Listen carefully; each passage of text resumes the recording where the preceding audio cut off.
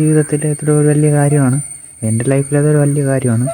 അതൊരു ഡോക്യുമെൻ്റേഷൻ എടുത്ത് വയ്ക്കുമ്പോഴത്തേക്കും നാളെ ഇത് ചെയ്യാൻ പോകുന്ന ഒരാൾക്ക് ഞാൻ എന്ത് സിറ്റുവേഷനിലൂടെ കടന്നു പോയി, എന്തൊക്കെ ടെസ്റ്റ് എടുത്തു, എന്തൊക്കെ ചെയ്തു എന്ന് മനസ്സിലാക്കും.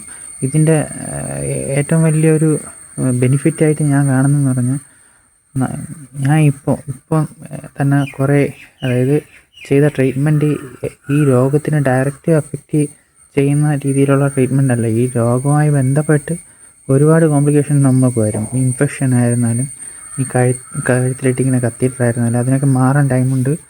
അത് നമ്മൾ ചെയ്യുന്നതിൽ ഏറ്റവും ഡയാലിസിസ് ചെയ്യാൻ വേണ്ടിയിട്ട് കത്തീറ്ററാണ് കഴുത്തിൽ. അപ്പോൾ അത് ഇൻഫെക്ഷൻ ആവാൻ ചാൻസ് കൂടുതലാണ് പെട്ടെന്ന്. അതിന് ഒഴിവാക്കാൻ വേണ്ടി കയ്യിൽ ഫിസ്റ്റുല ചെയ്തിട്ടുണ്ട്. കാണാൻ പറ്റുമെന്ന് ഞാൻ വിചാരിക്കുന്നു.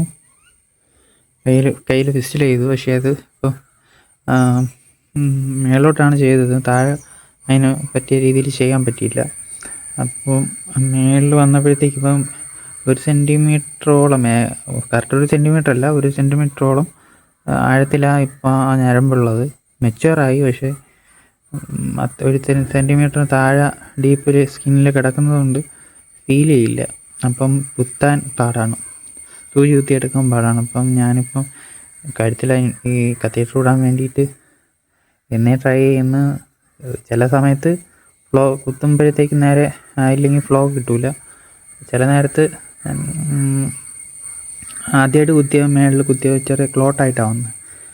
പിന്നെ താഴെ എനിക്ക് കുത്തിയായിരുന്നു. താഴെ എനിക്ക് 2 തവണ പെർഫെക്റ്റായിട്ട് വന്നു. പിന്നെ ഡോക്ടർ പറഞ്ഞു താഴെ ചെയ്യണ്ട എന്ന് പറഞ്ഞു. എന്താണെന്നറിയില്ല, താഴെ ചെയ്യേണ്ടെന്ന് പറഞ്ഞു. ഇനി ഒന്നുകൂടെ ഒന്ന് പോയി കാണണം, താഴെ ചെയ്യാൻ മൂന്ന് ചോദിക്കണം. കാരണം ഇവിടെ മെച്ചുവർ മീൻസ് ഞാൻ മെച്ചുവറായി. അത് സ്കാൻ ചെയ്ത് നോക്കിയപ്പോഴത്തേക്കും, അത് ഡോപ്ലർ എടുത്ത് നോക്കിയപ്പോഴത്തേക്കും അതിൽ മെച്ചുവറായിരുന്നു. പക്ഷേ ഇത് സ്കിന്നിന് താഴെ കിടക്കുന്നതുകൊണ്ട്, ഇത്രയും ഡീപ്പായി കിടക്കുന്നതുകൊണ്ടാണ് അതിൻ്റെ പ്രശ്നം. അല്ലെങ്കിൽ അടുത്ത് ഓപ്ഷൻ നോക്കണം. അപ്പോൾ അടുത്ത 1-2 ഓപ്ഷൻ അവർ പറഞ്ഞു. പക്ഷെ അത് ചെറിയ സർജറി പോലെയാണ് പറഞ്ഞത്. അപ്പം മാക്സിമം അത് ഒഴിവാക്കി ശരിയാക്കി എടുക്കാൻ പറ്റുമെന്ന് നോക്കണം. അപ്പം അതിനുള്ള ഒരു തയ്യാറെടുപ്പാണ്. ഇപ്പം ഞാനിത് ഡോക്യുമെൻറ്റേഷൻ ചെയ്യുന്നതിൻ്റെ ഉദ്ദേശം സിമ്പിളാണ്, വേറെ ഒന്നുമല്ല. ഒന്നിപ്പം ഞാനായിരുന്നാലും ഒരു ടെസ്റ്റ് എടുക്കാൻ പോകുമ്പോഴത്തേക്കും ഒരു 10-15 തവണ ഏതെങ്കിലുമൊക്കെ ചാനലിൽ കയറി നോക്കും എന്താണ്.